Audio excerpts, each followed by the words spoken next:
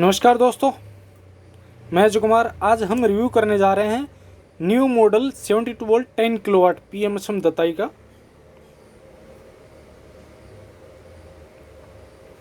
ये 10 किलोवाट की मोटर है। इससे लो पावर में आती हैं 8 किलोवाट, 6 किलोवाट, 5, 4, 3, 2 इस तरह से करके, और 1500 वाट 1200 वाट भी आती हैं PMSM में।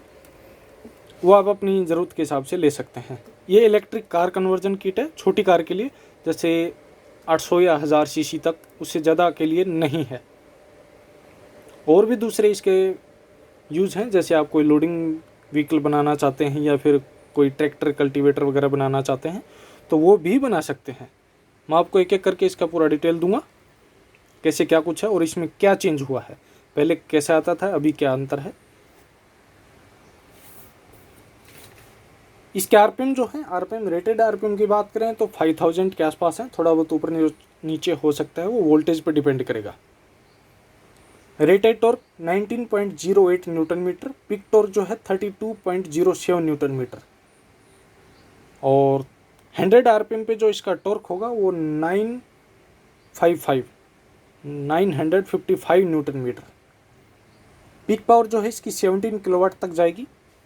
पिक पावर 17 किलोवाट तक जाएगी, 17 किलोवाट। प्योर कॉपर वाइंडिंग में है, और मोटर जो है पूरी तरह से वाटरप्रूफ है। अगर इस पे पानी गिर भी जाए तो कोई दिक्कत नहीं है, ये वैसे ही चलती रहेगी। 96% इसकी एफिशिएंसी है, और नॉन गियर मोटर है ये। किसी दूसरी कंपनी की मुकाबले या BLDC के मुकाबले इसका जो नॉइज़ है वो कम रहता है। PMSM जो है आवाज़ कम करती है, और एफिशिएंसी भी बहुत बढ़िया रहती है। टॉर्क भी अच्छा होता है PMSM का। और लाइफ की बात करें तो BLDC के मुकाबले 3 गुना लाइफ रहती है PMSM की। आप ये गूगल पे भी चेक कर सकते हैं। BLDC की जो लाइफ होती है वो 10,000 घंटे होती है, 10,000 आवर नॉर्मली, और PMSM की 30,000 आवर्स। हैवी ड्यूटी है, एयर कूलिंग डिज़ाइन के साथ है, और लेंथ जो है 30 सेंटीमीटर के आसपास है, और राउंड जो है गोलाई में वो 65 सेंटीमीटर के आसपास है। रिवर्स मोड में जो इसकी स्पीड है वो हाफ है। इसमें देखिए 3 स्पीड मोड दिया गया है और NDR स्विच दिया गया है।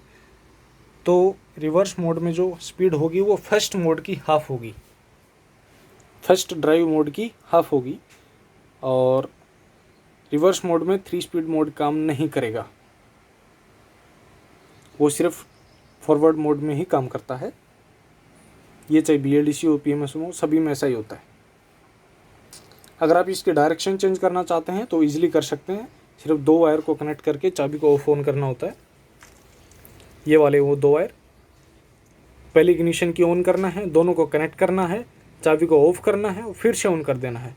डायरेक्शन चेंज हो जाएगी, और फिर इन दोनों को कनेक्टेड ही छोड़ देना है। इसमें ये लाइट जो है ब्लिंकिंग करती रहती है। पहले इस तरह की कोई लाइट नहीं होती थी, लेकिन अभी ये लाइट आ रही है। कंट्रोलर के मॉसफेट भी जो है अच्छी क्वालिटी के लगाए गए हैं, और मोटर की जो शाफ्ट है वो मोटी कर दी गई है। पहले पतली शाफ्ट आती थी। देखिए शाफ्ट देखिए एक बार आप, शायद आपको दिख रही है कि नहीं, दूसरे तरीके से दिखाता हूँ। ये देखिए, अभी ये आ रहा है और पहले ये आता था। अब ये 6 किलोवाट तक आता है। 8 किलोवाट में थोड़ा सा अलग है, और 10 किलोवाट में ये है। साइज में भी आप देखिए कितना अंतर है।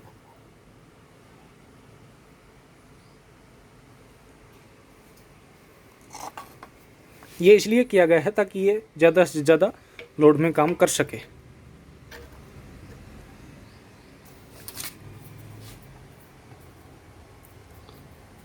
इसमें रीजनरेटिव ब्रेकिंग जो है वो बहुत ही बढ़िया है। जब आप ऊंचाई से नीचे की तरफ जाएंगे, जैसे पहाड़ी एरिया में रहते हैं, अगर वहाँ से नीचे की तरफ जब जाते हैं तो ये एक तरह से ब्रेक का काम भी करेगा आपके लिए, और बैटरी को भी रिचार्ज करेगा। या फिर किसी दूसरे व्हीकल से इसको आप पुल करते हैं, टो करते हैं, तो उस टाइम भी मान लीजिए आपने 10 किलोमीटर इसको पुल किया, तो 10 किलोमीटर के लिए आगे ये रिचार्ज हो जाएगी। इतनी ये आपको पावर दे देगी कि आगे फिर अपने दम पर 10 किलोमीटर ये चल जाएगी आराम से। और जब आप गियर बॉक्स के साथ लगाते हैं तो फर्स्ट गियर में आपको ये करनी है। जब आप इसको टो करें तो फर्स्ट गियर में करनी है ताकि मोटर को फुल आरपीएम मिल सके रीजनरेटिव ब्रेकिंग के लिए। किसी दूसरी कंपनी की मोटर के मुकाबले जो दताई का वेट और साइज होता है ना, वो बड़ा होता है, ज़्यादा होता है। दताई सबसे पुराना ब्रांड है इस तरह के फील्ड में। अभी हम कंट्रोलर की बात करें, ये 10 किलोवाट का कंट्रोलर है PMSM। फ्यूज सेफ्टी के साथ है, 200 एम्पियर का इसमें फ्यूज दिया गया है। इधर नेगेटिव है, ये पॉजिटिव, ये नेगेटिव, इसको थोड़ा ध्यान से ही लगाना है और इधर नहीं लगाना, इधर लगाना है। ये इग्निशन की का वायर है। वायरिंग इसकी कोई ज़्यादा मुश्किल नहीं है, बिल्कुल इजी वायरिंग है, कोई भी कर सकता है। कंट्रोलर साइन वेव है और 2.7 kg इसका वेट है कंट्रोलर का। एयर कूलिंग डिज़ाइन के साथ है। नीचे इसका कुछ इस तरह से दिया गया है कि ये हवा से ठंडा रहे और आपको ऐसी जगह पर रखना है जहाँ पर इसको हवा लगे, प्रॉपर कूलिंग हो, तो उससे बढ़िया रहता है। हाई क्वालिटी मॉस्फेट है और ये दताई ब्रांड का ही है, दोनों ही दताई के हैं। बाकी आइटम देख लेते हैं आपको क्या क्या मिलता है इसमें। ये देखिए, ये पेडल थ्रोटल है, 3 टाइप के पेडल थ्रोटल है, उसमें से आप कोई भी चूज कर सकते हैं। ये डक टाइप इसको बोलते हैं। दूसरा ये थ्रोटल है, ये पेडल थ्रोटल है और दूसरा वाला भी। और अगर किसी को हैंड थ्रोटल चाहिए तो वो भी ले सकते हैं। ये हैंड थ्रोटल है। कुछ ऐसे प्रोजेक्ट होते हैं जिनमें हमें हैंड थ्रोटल लगाना पड़ता है।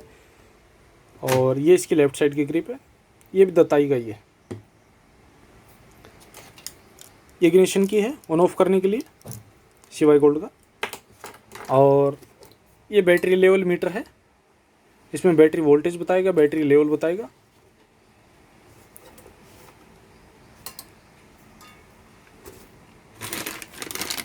ये चार्जिंग सॉकेट है, आप इसमें 50 एम्पियर का चार्जर भी लगा सकते हैं। DC to DC कन्वर्टर है, 12 वोल्ट 20 एम्पियर 240 वाट का। अगर किसी की ज़्यादा ज़रूरत है, ज़्यादा एम्पियर चाहिए, तो वो पैरेलल में जो है 2, 3, 4 अपनी ज़रूरत के हिसाब से कनेक्ट कर सकते हैं, वो कोई बड़ा इशू नहीं है। ये ब्रेक स्विच है, इसी के थ्रू जो है रीजनरेटिव ब्रेकिंग एक्टिवेट होता है। जब आप इसको पुल करते हैं, ब्रेक पेडल दबाएंगे तो ये पुल होगा, कुछ इस तरह से आपको कनेक्ट करना है। रीजनरेटिव ब्रेकिंग इसी से एक्टिवेट होता है। या फिर आप एक अलग से साथ में स्विच भी लगा सकते हैं, कोई भी ऑन ऑफ का बटन या कुछ भी, उससे आप एक्टिवेट डीएक्टिवेट कर सकते हैं। आपको पेडल दबाने की ज़रूरत नहीं पड़ेगी। ये 3 स्पीड स्विच है, 1 2 3। जब आप फर्स्ट में लेते हैं तो माइलेज थोड़ी सी ज़्यादा मिलती है। ये NDR है, न्यूट्रल ड्राइव रिवर्स। न्यूट्रल में जो है ये किसी भी डायरेक्शन में नहीं चलेगा।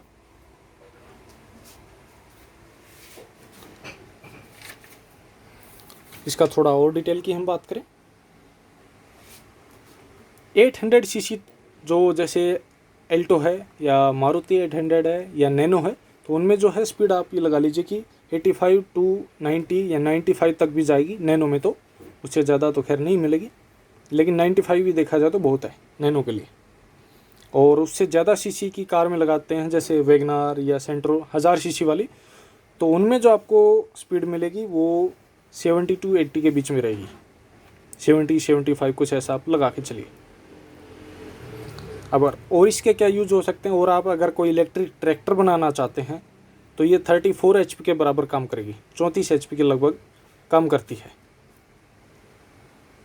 कल्टीवेटर बनाना चाहें या प्लो बनाना चाहें खेती की यूज के लिए, तो आप बना सकते हैं। इस तरह की मोटरें जो है गुजरात में बहुत मंगवाते हैं। शेनेडो कुछ इस तरह का नाम बोलते हैं वो ट्रैक्टर का, छोटे ट्रैक्टर होते हैं छोटे वाले, तो उनमें लगाते हैं 3 किलोवाट, 4 किलोवाट, 5 किलोवाट, या कोई ज़्यादा पावर की भी लगाते हैं, 6, 8, 10 भी लगा लेते हैं, जैसी जिसको ज़रूरत होती है। अब मैक्सिमम लोडिंग कैपेसिटी की बात करें तो 4 to 5 टन मैक्सिमम इसकी लोडिंग कैपेसिटी है। और उस लोडिंग कैपेसिटी में जो स्पीड रहती है वो ये नहीं कि 70, 80, 90 में आपको मिल जाएगी, नहीं, वो 15 kmph के आसपास रहेगी। जब मैक्सिमम लोडिंग कैपेसिटी की बात की जाती है तो उस टाइम स्पीड कम ही होती है। ऐसा नहीं है कि आपको स्पीड भी 90 मिलती रहे और इतना लोड भी ले ले और चल भी जाए, तो भाई ऐसा नहीं है। हर चीज़ की एक लिमिट होती है। शाफ्ट मैंने आपको बताई दी, अब की बार मोटी कर दी गई है, तो लोडिंग में कोई दिक्कत नहीं आने वाली। ये 6 फेज है, मैंने आपको बताई दिया था, और ये 10 किलोवाट है।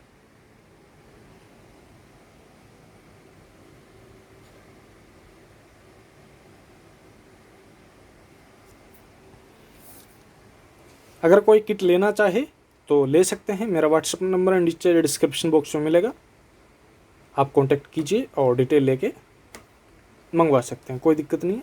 ऑल ओवर इंडिया में आप कहीं पर भी इसको मंगवा सकते हैं। लगभग पूरा डिटेल मैंने आपको बता ही दिया है। फिर भी अगर किसी का कोई सवाल छूट गया है तो पूछ लीजिएगा, आपको उत्तर मिल जाएगा। एक बार रिवर्स मोड में मैं आपको चला के दिखा देता हूँ। रिवर्स मोड में जो है 3 स्पीड मोड काम नहीं करेगा। 1 2 3 कहीं पर भी आप रखें, सेम स्पीड मिलनी है। चलिए रिवर्स मोड चेक करते हैं।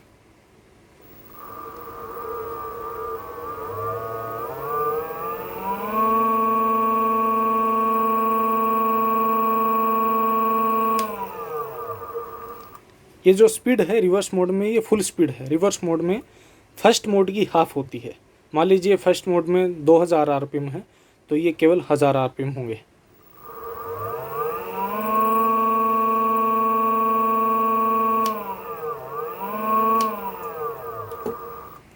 अभी तो हम बिल्कुल ही छोटी बैटरी पे इसको टेस्ट कर रहे हैं, बिल्कुल छोटी है, 7 AH की, 72 वोल्ट में।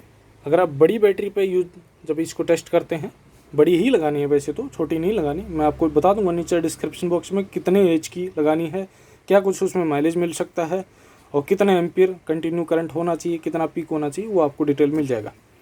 तो उस कंडीशन में जो आरपीएम होंगे वो थोड़े से ज़्यादा ही होंगे। अभी तो ये 7 AH की, इसलिए आरपीएम थोड़े कम दिख रहे हैं। टेबल टेस्ट के लिए यही पर्याप्त है हमारे लिए। जब आप लोडिंग पर्पज़ के लिए लेते हैं तो उस टाइम ज़्यादा ही कैपेसिटी लगानी पड़ती है। Okay friends, thanks for watching this video. किसी का कोई सवाल हो, डाउट हो तो नीचे कमेंट करके पूछ सकते हैं। हाँ, ये चीज़ रह गई थी, ये इसका कवर है, इस तरफ ऐसे लगता है धूल मिट्टी से बचाने के लिए।